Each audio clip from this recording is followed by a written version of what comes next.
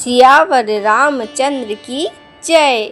प्रिय भक्तों, आप सभी का मेरे चैनल भक्ति कथा सागर में बहुत बहुत स्वागत है। भक्तों, आज हम रामायण की कथा श्रृंखला में श्री राम जी के बाल्यकाल की दिव्य लीलाओं की कथा का श्रवण करेंगे।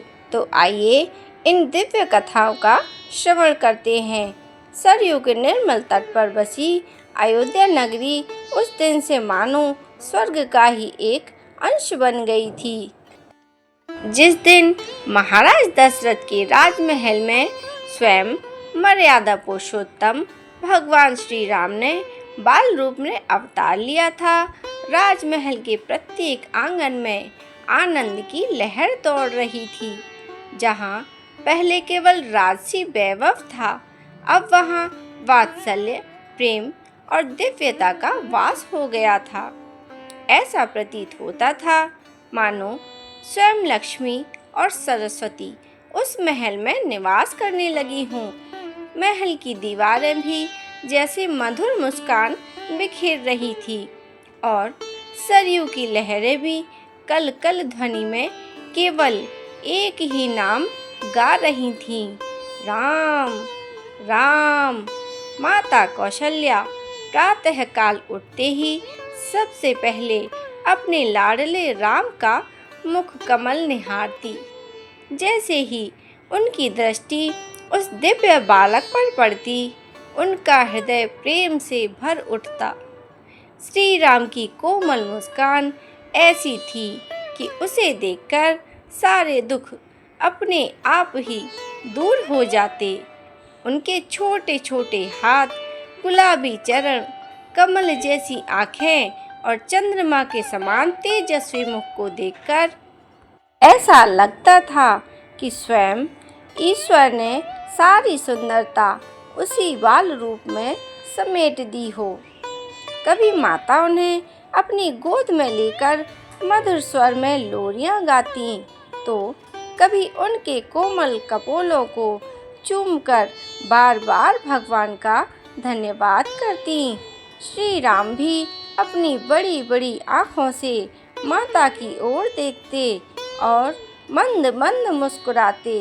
उनकी वह बाल मुस्कान केवल एक शिशु की मुस्कान नहीं थी, वह संपूर्ण सृष्टि को आनंद देने वाली मुस्कान थी।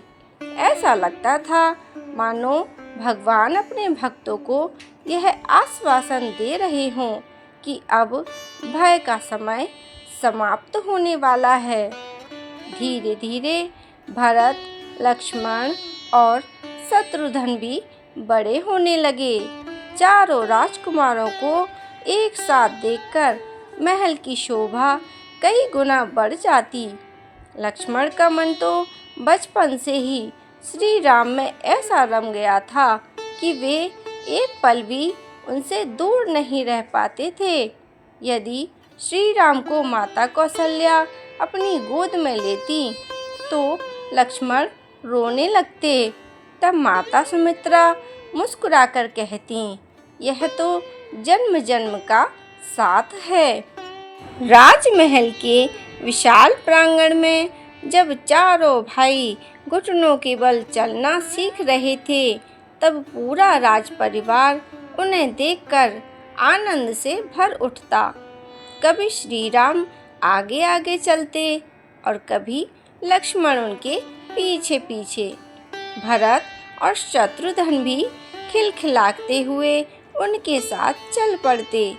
उनके पैरों में बंधी छोटी छोटी पायलें जब मधुर ध्वनि करती, तो ऐसा लगता मानो स्वयं वीणा के तार झंकृत हो उठते हों। एक दिन माता कौशल्या ने देखा कि श्री राम अपने छोटे छोटे हाथों से आंगन में रखे पुष्प उठाकर भगवान के चरणों में रखने का प्रयास कर रहे हैं। वे अभी ठीक से बोल भी नहीं पाते थे, फिर भी उनकी आंखों में ऐसी गंभीरता थी कि देखने वाले आश्चर्यचकित रह जाते। माता ने प्रेम से उन्हें उठाकर अपने हृदय से लगा लिया और सोचने लगी, यह कोई साधारण बालक नहीं है।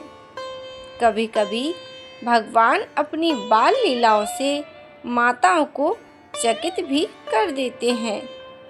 एक दिन कौशल्या ने उन्हें पालने में सुलाया और स्वयं भगवान की पूजा करने चली गई। पूजा समाप्त करके जब वे नैवेद्य अर्पित करने लगीं, तो उन्होंने देखा कि एक बालक वहां बैठकर प्रसाद ग्रहण कर रहे हैं। वे चौंककर तुरंत पालने की ओर दौड़ीं। वहां श्री राम शांत भाव से सो रहे थे। फिर जब वे वापस पूजा स्थान पर आईं, तो उन्हें वही दृश्य दिखाई दिया। वे आश्चर्य से भर उठीं। उसी क्षण बालक श्री राम ने क्षण भर के लिए अपना दिव्य स्वरूप प्रकट किया। माता ने देखा कि उनके रोम रोम में अनगिनत ब्रह्मांड विद्यमान हैं। सूर्य, चंद्रमा, ग्रह, नक्षत्र, पर्वत, समुद्र, देवता और संपूर्ण सृष्टि उनके भीतर समाई हुई है। अगले ही क्षण वे फिर उसी भोले भाले बालक के रूप में मुस्कुराने लगे। माता कौशल्या की आंखों से आंसू बह निकले।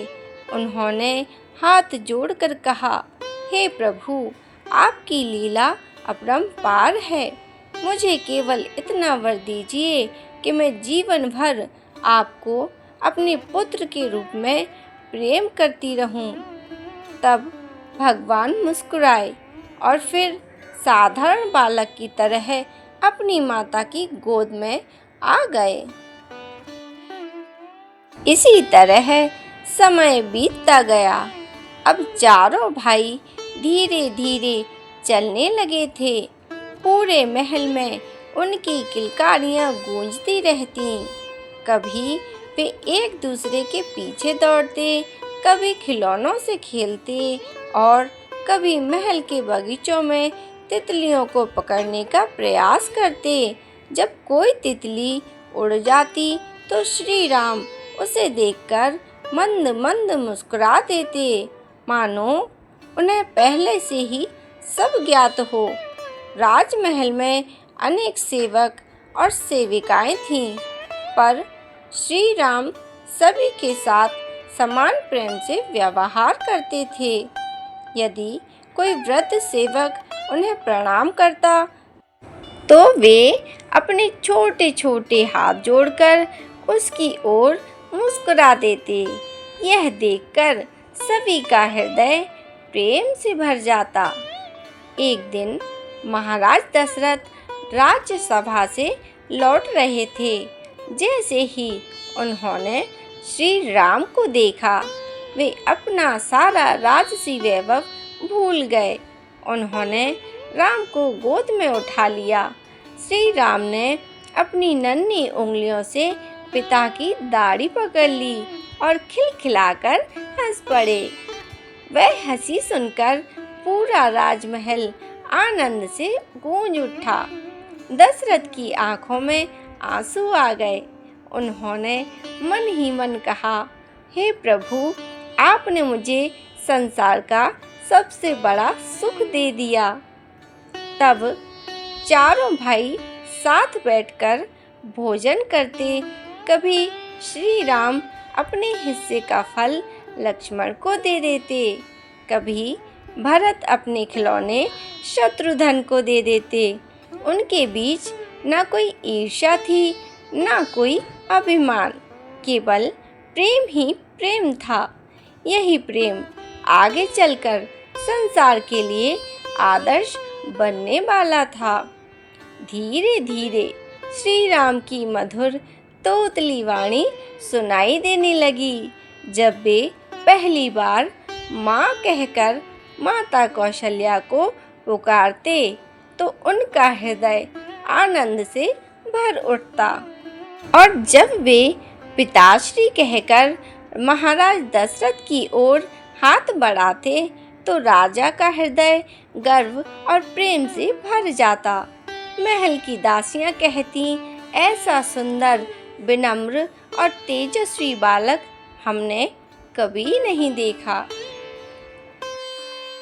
इसी तरह अयोध्या के नागरिक भी प्रतिदिन राजमहल के बाहर केवल एक झलक पाने के लिए खड़े रहते।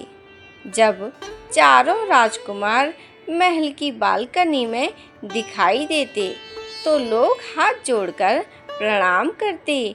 श्री राम भी अपनी बाल सुलभ मुस्कान से सबका अभिवादन करते।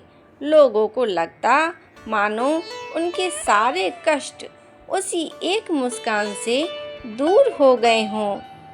इस प्रकार दिन, सप्ताह और महीने बीतते गए। श्री राम की प्रत्येक बाल लीला अयोध्या के लोगों के लिए एक आनंद और भक्ति का उत्सव बन गई। किसी के लिए वे राजकुमार थे, किसी के लिए वे जीवन का आधार और किसी के लिए स्वयं भगवान।